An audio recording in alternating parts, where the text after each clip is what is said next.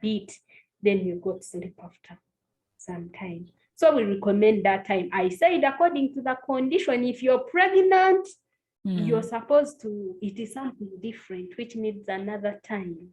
Yeah, okay. If they want to know more, maybe we shall host you back if they have more questions or they want to inquire more about that. We are going to talk about detoxification of the body because most of the health workers recommend detoxification. How would you define for us detoxification in simple terms for those that are not scientists? And what is the process, or what can we do in simple terms at home to detoxify our bodies? Thank you. Oh, okay, thank you. Detoxification. Detoxification is the process or the way somebody removes toxins from the body. A toxin is any foreign material that you want to go away with, and usually they are harmful to our health. They can lead to illness and disease. Examples, we have the free radicals, we have the molecular oxygen. Yeah, free radicals. These like when you eat food and the food is maybe processed, you keep eating that in an unhealthy way, it piles up and it forms free radicals. Those are the ones you need to get away with from your body. Then how do we detoxify our bodies? Yes. We have to eat fruits, the plenty ones, the colored ones. You have to eat carrots, you have to eat lemon, you have to eat oranges, vitamin E rich foods. Then also we have to minimize or stop taking carbonated food drinks. Those are sodas, what? Sodas, rock boom, what? Those ones. We need to minimize their intake or even stop. Okay. Now I cannot take a soda if somebody has not offered it to me. Because you know, when you visit somebody, they offer what they have. In African culture, you're supposed to honor and take it. But myself, I cannot be there and I buy soda to drink, no? Because change begins with me. I have to be an agent of change. So how do you detoxify your body? You have to ensure you take the healthy fats. We have to reduce the frying bit. Okay. We have to go with frying. We go back to boiling. You can boil the food with the fat it has. For example, meat, it usually has its own fat. Why add this other fat? And remember, the fat is a major component of cholesterol. Yes. Then remember also, like Blue Band, like these oils during their formation, you remember they are vegetable oils, but during their formation, there's what we call hydrogenation. The oxygen is removed and replaced with hydrogen. So the hydrogens are the ones which are a problem. Remember, when you add the more hydrogen, they become more saturated. But the more saturated they are, the more dangerous they are in the body. Yes, our body. These are the foods which now in turn produce the free radicals, the molecular oxygen, and at the end of the day, they form malignant cells. Your cells become malignant. With time, you get health problems, hypertension. Then again, you get what? A lot of cholesterol. When it becomes too much, it forms plugs in your vessels. When plugs are formed, the blood flow is hindered to reach the major parts of the body. At the end of the day, you get stroke and other problems, including diabetes and death. Some people die of cardiac arrest. It's common. When they reach in the hospital, somebody had a stroke and they didn't know. Yeah. That was so informative. We have people that don't believe in diet, don't believe in physical activity, but they believe more in saunas. Do you think saunas are good for burning down the fats and calories? You as a nutritionist, would you recommend that? Someone doesn't go the diet, doesn't go with physical activity, only go for saunas. No, actually, they may not help you. And again, what people don't know, certain people with certain disease conditions are not supposed to do sauna and steam bath. Okay. For example, if you have hypertension, Okay. you're not supposed to go for sauna. Mm. One other thing we forget, remember this sauna, it makes you sweat. Yes, the dirt is getting out of the body. Yes. But you're losing a lot of electrolytes. You're losing a lot of water. You're becoming dehydrated. That is one point. Me as a nutritionist, I don't recommend sauna and steam bath. If you're to do them, let it be like in 3 months, do it once, maybe for pleasure. Okay. What I encourage is exercises. And I don't want somebody to do exercises which you cannot cope up with, which you cannot manage on your own. Yes. For example, you don't have that too much money. Gym like is 8,000 or 10K. So you said, no, I want to do exercises of gymming. If you don't have enough money, use that money to eat healthy. After all, diet is 80%, exercise does 20%. Did you know that? I did To become healthy, in weight management, in weight loss, yes, 80% of your diet can take out 80% of good dieting can yield results. The 20% is for exercise. Wow, that's interesting. That's what we began with. If you say that you want to lose the weight, you've gone for gym, you run, you've done everything you could, and yes, you're managing at the same time. But from there, you're going to take alcohol, number one, feed your stomach with those empty calories. Yes. And from there, you want to take fatty foods, you want to eat your fatty foods, you want to eat your Rolex, you want to eat these heavy processed foods. You're actually replacing. Yes, you're replacing. But when you stick on a healthy diet, we have what we call my plate guide.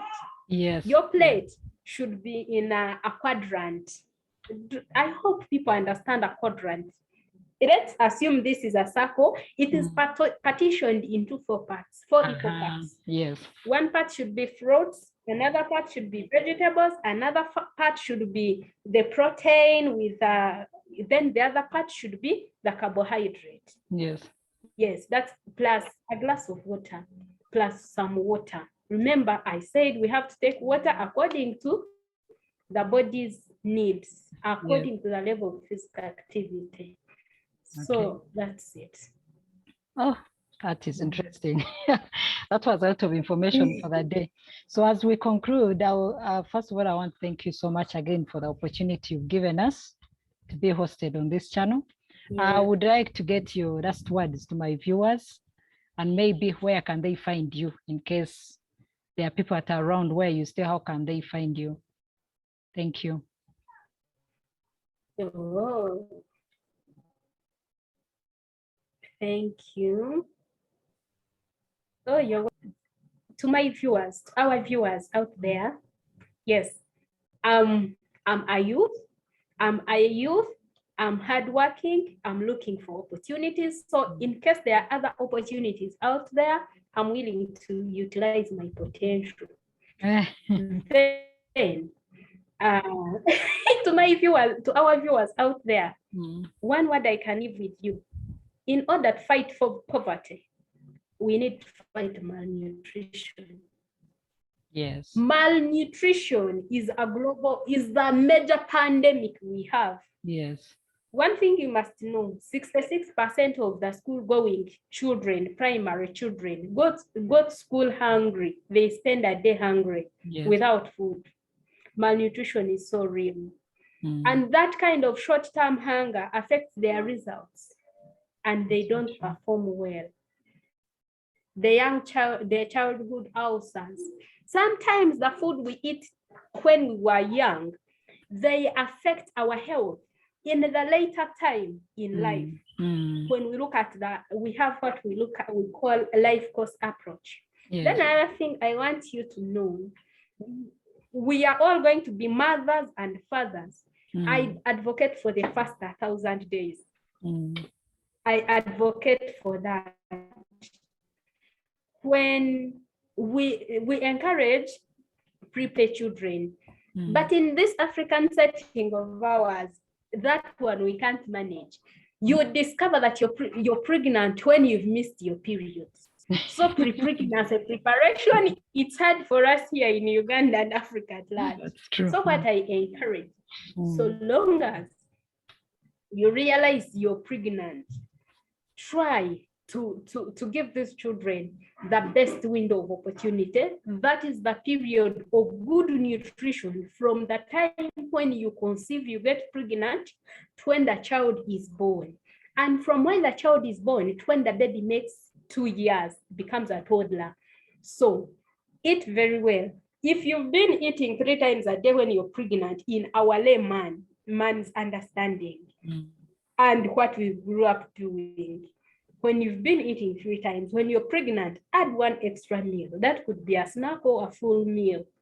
Then when you give birth, now these are 4 times a day. When you give birth, if you've been eating the 4 times, add 1 extra meal, because you have somebody breastfeeding, eating on what you're eating.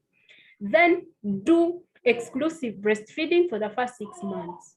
From there, do complementary feeding up to when the child makes 2 years. Breastfeed up to 2 years or beyond. Yes, basically that's what I encourage, in order to fight stunted